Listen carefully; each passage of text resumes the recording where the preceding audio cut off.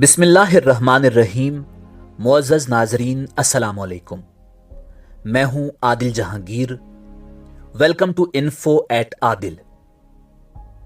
नाज़रीन, आप देख रहे हैं मुगल एम्पायर सीरीज और आज इस सीरीज की आखिरी किस्त है।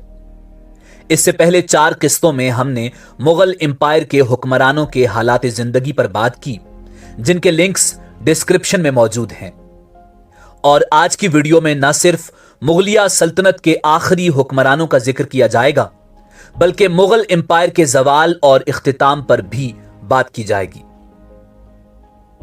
नाज़रीन, मोहम्मद शाह रंगीला के बेटे अहमद शाह बहादुर के बाद उसकी जिंदगी में ही आलमगीर सानी, जिनका मुकम्मल नाम अजीजुद्दीन आलमगीर सानी था, वो 3 जून सन 1754 से 29 नवंबर 1759 तक मुगलिया सल्तनत का शहंशाह था। नाज़रीन, आलमगीर सानी ने भी तकरीबन 5 साल से ज्यादा अरसा मुगल एम्पायर पर हुकूमत की, मगर तारीख में कुछ खास और दिलचस्प वाक़यात उनके हवाले से मौजूद नहीं। आलमगीर सानी के बाद मुगल शहंशाह शाहजहां सालिस, जिसने 10 दिसंबर 1759 से 10 अक्टूबर सन 1760 तक हुकूमत की। नाज़रीन, ये इंतहाई कलील मुद्दत के लिए मुगल शहंशाह था। ये बादशाह औरंगजेब आलमगीर के सबसे छोटे बेटे काम बख्श के सबसे बड़े बेटे मुहय्यस सुन्नत मिर्जा का बेटा था। सन 1759 में मुख्तसर मुद्दत के लिए उसे बादशाह बनाया गया। उसके पास इख्तियारात नहीं थे। असल इख्तियारात वजीर आजम इमादुल मुल्क और मरहटों के पास थे। ताहम बाद में उसे माजूल किया गया। उसका दौरे हुकूमत तकरीबन 10 माह था। नाजरीन, उनके बाद शाह आलम सानी बुनियादी तौर पर मुगलिया सल्तनत का आखिरी बाअसर हुक्मरान था, जिसने सन 1760 से 1806 तक मुगलिया सल्तनत पर हुकूमत की। शाह आलम सानी की पैदाइश 25 जून सन 1728 को हुई और वफात 19 नवंबर 1806 को हुई। शाह आलम सानी मुगलिया सल्तनत के अहदे जवाल का आखिरी बाअसर मुगल शहंशाह था, जिसके दौरे हुकूमत में मुगलिया सल्तनत में खुद मुख्तार रियासतों और सल्तनतों का कयाम अमल में आया और मुगलिया सल्तनत की हुदूद सिमट कर दिल्ली तक महदूद हो चुकी थी। नाजरीन, शाह आलम सानी के आखिरी दौर में यह मकूला बहुत मशहूर हो चुका था कि हुकूमत शाह आलम अज दिल्ली ता पालम। पालम दिल्ली का करीबी इलाका है। शाह आलम सानी का पूरा नाम मिर्जा अब्दुल्ला अली गौहर बहादुर था। शाह आलम सानी ने तकरीबन 18 साल बीनाई के बगैर गुजारे और 19 नवंबर सन 1806 को शाह आलम सानी ने 78 साल की उम्र में लाल कला दिल्ली में इंतकाल किया। नाजरीन, उनकी वफात के बाद अकबर शाह सानी मुगल शहंशाह, जिसने 19 नवंबर सन 1806 से 28 सितंबर 1837 तक हुकूमत की।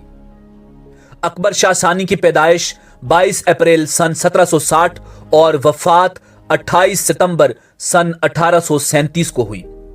वो शाह आलम सानी का फर्जंद था। नाजरीन, शहंशाह शाह आलम सानी की वफात के बाद उसका बेटा अकबर शाह सानी तख्ते हिंद पर बैठा। वो अपने बाप की तरह बेइख्तियार और बराए नाम हुक्मरान था। असल इख्तियारात अंग्रेजों के पास थे। बादशाह के पास लाल कला दिल्ली के अंदर तक महदूद इख्तियारात थे। बादशाह को शायरी, शतरंज और मौसीकी से शगफ था।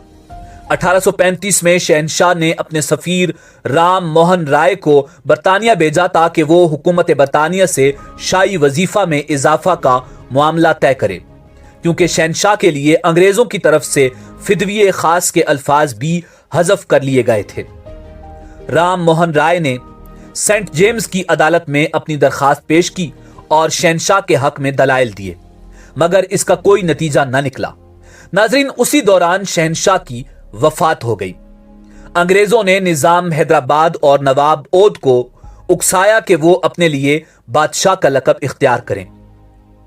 नवाब ओद ने बादशाह का खिताब कबूल कर लिया और बादशाह का लकब इख्तियार किया, मगर निजाम ने इनकार कर दिया। सिर्फ यही नहीं, सिंध के तालपुर और कुल्होड़ों ने शहंशाह का अदब एहतराम बरकरार रखा। नाजरीन, अकबर शाह सानी ने 28 सितंबर सन 1837 को वफात पाई। بادشاہ اپنی زندگی کے آخری ایام میں معدے کی بیماریوں کا شکار ہو گیا تھا، جسمانی کمزوری کے باعث صاحب فراش رہا۔ مرحوم بادشاہ کو درگاہ خواجہ قطب الدین بختیار کاکی کے ساتھ دہلی میں دفن کیا گیا۔ مزار سنگ مرمر کا بنا ہوا ہے، جہاں مغل بادشاہ بہادر شاہ اول اور شاہ عالم ثانی بھی مدفون ہیں۔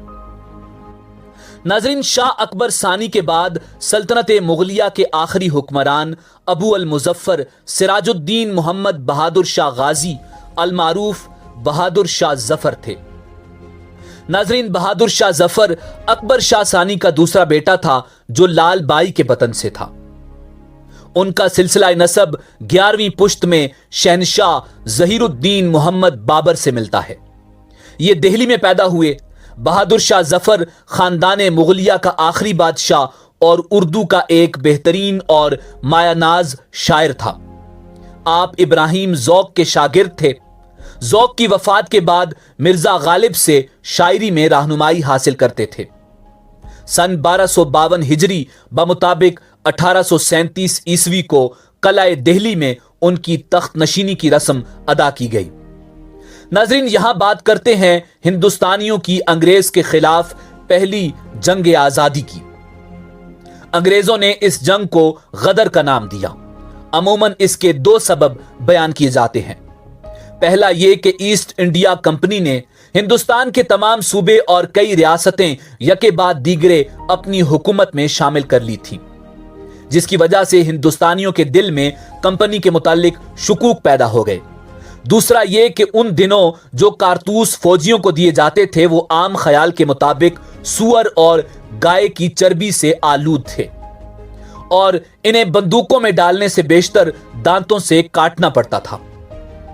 ہندو اور مسلمان فوجی سپاہیوں نے اسے مذہب کے منافی سمجھا اور ان میں کھلبلی مچ گئی۔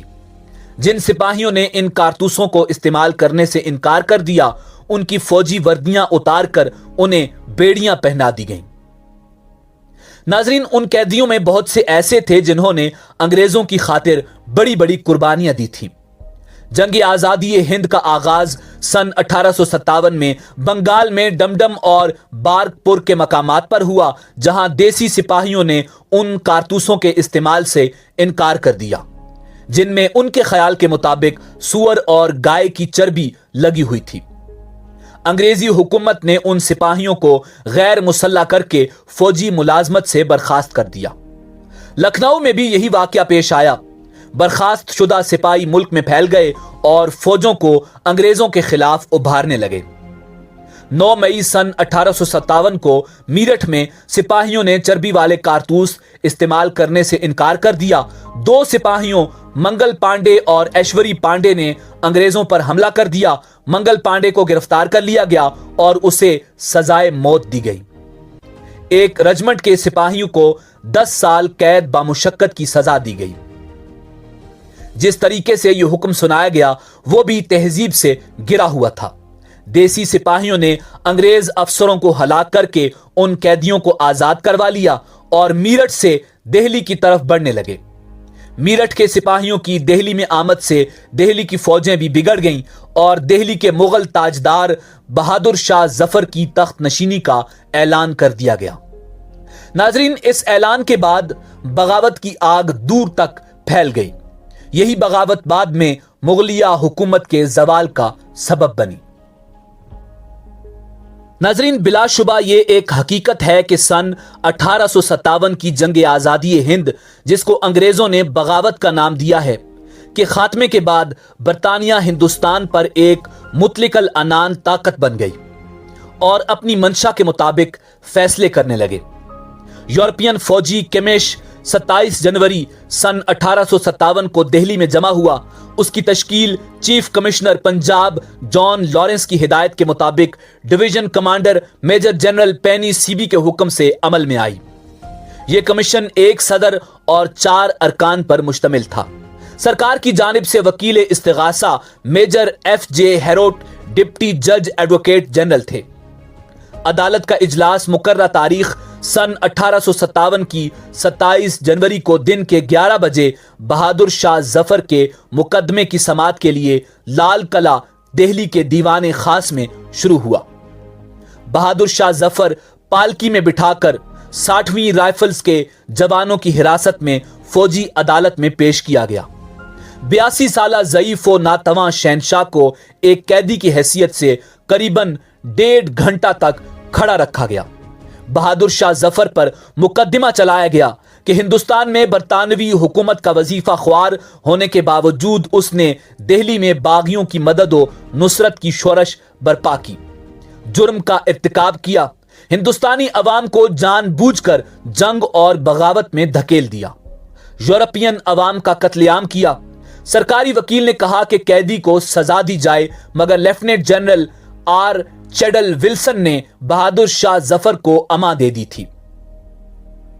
جب بہادر شاہ ظفر سے جرم کا پوچھا گیا تو کچھ دیر تک خاموشی اختیار کی اور کہا تو صرف اتنا کہا کہ نہیں، یہ جھوٹ ہے۔ ناظرین، یہ مقدمہ 21 دن تک چلتا رہا۔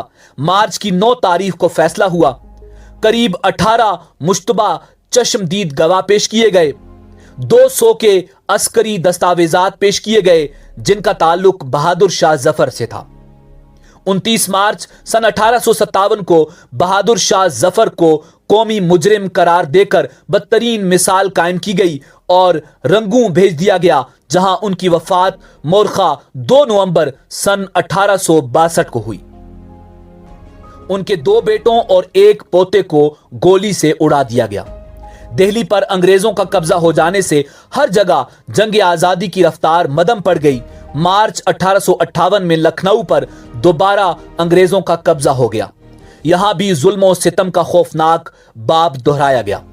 دہلی، لکھنؤ، کانپور اور جھانسی کے علاوہ چند اور مقامات بھی انگریزوں کے تصرف میں آ گئے۔ جنگ آزادی کا نعرہ انگریزوں کو ہندوستان سے نکال دو تھا، اس لیے اس میں تمام ایسے عناصر شامل ہو گئے جنہیں انگریز سے نقصان پہنچا تھا۔ متضاد عناصر ایک مشترکہ دشمن کے خلاف یکجا تو ہوئے تھے، مگر وطنیت اور قومیت کے تصورات سے ناآشنا تھے۔ ان میں مفاد پرست فتنہ پرداز لوگ بھی شامل تھے جنہوں نے مذہب کے نام پر تفرقہ ڈالا۔ دکانداروں کو لوٹا گیا۔ کسی گھر یا محلے کو لوٹنے کے لیے یہ افواہ کافی تھی کہ یہاں گورا یعنی انگریز چھپا ہوا ہے۔ ناظرین، بہادر شاہ ظفر، جس کی بادشاہت کا اعلان باغی سپاہیوں نے کر دیا تھا، اور پھر بادشاہ نے اعلان کیا، ہاں میں ہندوستان کا بادشاہ ہوں اور آپ لوگ ہندوستانی فوج کے سپاہی، آج میں اپنی تخت نشینی کا اعلان کرتا ہوں۔ آج کے بعد ایسٹ انڈیا کمپنی کو کوئی خراج کی رقم نہیں دے گا، اور ہم یہ بھی اعلان کرتے ہیں کہ یہ فرنگی ہماری مملکت ہند سے نکل جائیں۔ سپاہیوں کے نام لکھ کر تنخواہیں مقرر کر دی گئیں۔ مغل خزانہ ویسے تو خالی تھا، مگر وطن کی محبت میں ملے ہوئے مہارانا پرتاب اور بادشاہ اکبر اور شیوا جی کی اولادوں کو ایک ہونے پر مجبور کر دیا۔ بہادر شاہ کو جنگ آزادی کا سربراہ مقرر کیا گیا اور رقم بادشاہ کی نظر کی، جس سے سپاہیوں کو تنخواہیں دی جانے لگی۔ فوج تو مل گئی مگر ایسا سپہ سالار نہ مل سکا۔ ناظرین، یہ جنگ مقررہ وقت سے پہلے شروع ہو گئی تھی، اس لیے جھانسی کی رانی تانتیا توپی بہادر شاہ ظفر میں سے کوئی بھی تیار نہ تھا اور غداروں کی بھی کوئی کمی نہ تھی۔ جھانسی کی رانی کو شکست ہوئی، اس کے بعد وہ مر گئی۔ تانتیا توپی لاپتہ ہو گئے۔ سارا بوجھ ایک لاغر اور ضعیف بادشاہ کے سر پر آن پڑا۔ جنگ میں مرزا ابو بکر کو سپہ سالار بنا کر بھیجا گیا، جو بہت اچھا لڑ رہا تھا، مگر غداروں نے اس کو شراب پلا دی، جس کی وجہ سے جنگ میں مغل سلطنت کی فوج ہار گئی۔ ناظرین، اس کے بعد ایک نیا سپہ سالار بہادر شاہ کے پاس آیا اور کہا، آگے سے جنگ میں شروع کرتا ہوں۔ اس نے بہادر شاہ ظفر کو دہلی چھوڑنے کی درخواست کی اور کہا کہ دوبارہ حملہ کر کے دہلی فتح کر لیں گے، مگر تقدیر سمجھیں یا مغل بادشاہ کا شہر دہلی سے لگاؤ۔ بادشاہ نے جانے سے انکار کر دیا اور مقبرہ ہمایوں میں پناہ لی۔ بعد ازاں بادشاہ کے قریبی غدار حکیم احسن اللہ نے انگریزوں کو بادشاہ کا پتہ بتا دیا، جس سے بادشاہ کو گرفتار کر لیا گیا۔ ناظرین، یوں مغل سلطنت کا سورج غروب ہو گیا اور فرنگی راج شروع ہو گیا۔ ناظرین، اس بات میں کوئی شک نہیں کہ مغل بادشاہ بہادر شاہ ظفر جنگ آزادی ہند کی جان تھے۔ ان کے ہوتے ہوئے جنگ آزادی صحیح طرح سے شروع رہی، مگر ان کے قید ہونے کے بعد ماند پڑ گئی۔ پھر بھی جنگ آزادی ہند کی بنیاد رکھنے والا بادشاہ بہادر شاہ ظفر ہی ہے، تبھی جا کر 100 سال بعد آزادی ملی۔ اگر بادشاہ مرات لے لیتے تو ہندوستان میں آزادی کا سورج شاید دیر سے طلوع ہوتا۔ ناظرین، دہلی کی فتح کے بعد انگریز فوجوں نے شہری آبادی سے خوفناک انتقام لیا۔ لوگوں کو بے دریغ قتل کیا گیا، سینکڑوں کو پھانسی پر چڑھا دیا گیا، ہزاروں نفوس گولیوں سے اڑا دیے گئے۔ ان میں مجرم بھی تھے اور بے گناہ بھی۔ مسلمان بھی تلوار کے گھاٹ اتار دیے گئے اور ہندو بھی۔ ہندوستانیوں کو توپوں کے سامنے کھڑا کر کے توپ چلا دی جاتی، جس سے ان کے جسموں کے چیتھڑے اڑ جاتے۔ صرف ایک دن میں 24 مغل شہزادے پھانسی کے تختے پر لٹکا دیے گئے۔ مسلمان چن چن کر قتل کیے گئے۔ بہت سے مقتدر مسلمانوں کی جائیدادیں تباہ ہو گئیں۔ معمولی شک و شبہ کی بنیاد پر مسلمانوں کو ان کی جاگیروں سے بے دخل کر دیا گیا، جس کی وجہ سے وہ کوڑی کوڑی کو محتاج ہو گئے۔ ان ہولناک مظالم کا اعادہ ان مقامات پر بھی کیا گیا جہاں پہلے جنگ کی آگ بھڑکی تھی۔ ان مظالم کا ذکر مرزا غالب نے اپنے خطوط میں بھی کیا ہے۔ جلد ہی انگریزی فوج کے سکھ سپاہیوں نے قتل و غارت میں فرقہ وارانہ رنگ بھر دیا۔ انہوں نے مسلمانوں پر ظلم و ستم کی انتہا کر دی۔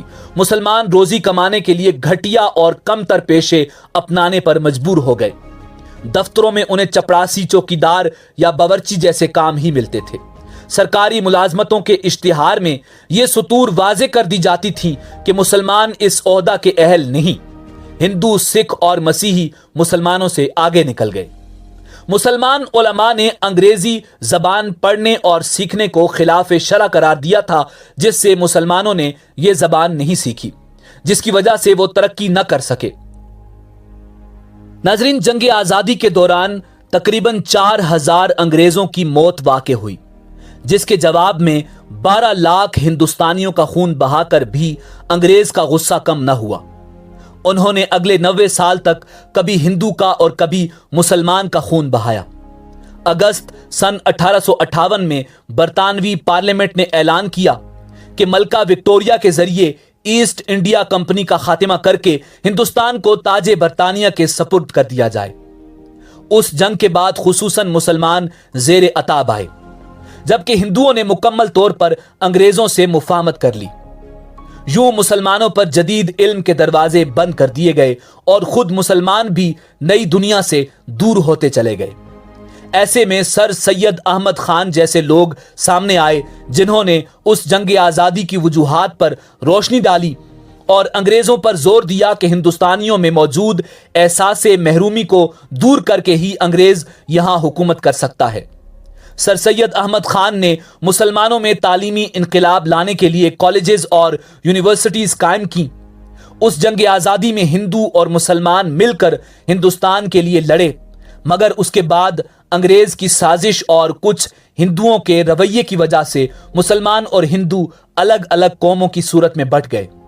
یوں پہلی مرتبہ 2 قومی نظریے کی بنیاد پڑی۔ ناظرین، کہا جاتا ہے کہ سن 1857 میں انگریز میجر ہڈسن کے ہندوستان کے لیے بولے گئے توہین آمیز الفاظ، دم دمے میں ہم نہیں، اب خیر مانگو جان کی، اے ظفر ٹھنڈی ہوئی اب تیغ ہندوستان کی۔ ان الفاظ کا جواب بہادر شاہ ظفر نے عام ہندوستانی کے دل کی آواز کی شکل میں کچھ اس طرح دیا تھا: غازیوں میں بو رہے گی جب تلک ایمان کی، تختے لندن تک چلے گی تیغ ہندوستان کی۔ ناظرین، مغلیہ سلطنت کی داستان اختتام پذیر ہوئی۔ ناظرین، امید ہے کہ آپ کو ہماری کاوش پسند آئی ہوگی۔ جانے سے پہلے آپ کے لیے ہماری طرف سے مغلیہ سلطنت کے آخری حکمران بہادر شاہ ظفر کی آخری غزل تحفتاً پیش خدمت ہے۔ لگتا نہیں ہے جی میرا اجڑے دیار میں، کس کی بنی ہے عالم ناپائیدار میں، بلبل کو باغباں سے نہ صیاد سے گلا، قسمت میں قید لکھی تھی فصل بہار میں۔ کہہ دو ان حسرتوں سے کہیں اور جا بسیں، اتنی جگہ کہاں ہے دل داغدار میں۔ ایک شاخ گل پہ بیٹھ کے بلبل ہے شادمان، کانٹے بچھا دیے ہیں دل لال آزار میں۔ عمر دراز مانگ کے لائے تھے 4 دن، 2 آرزو میں کٹ گئے 2 انتظار میں۔ دن زندگی کے ختم ہوئے شام ہو گئی، پھیلا کے پاؤں سوئیں گے کنجے مزار میں۔ کتنا ہے بد نصیب ظفر دفن کے لیے، کتنا ہے بد نصیب ظفر دفن کے لیے، 2 گز زمیں بھی نہ ملی کوئے یار میں۔ اجازت دیجیے، اللہ رب العزت آپ کا حامی و ناصر ہو۔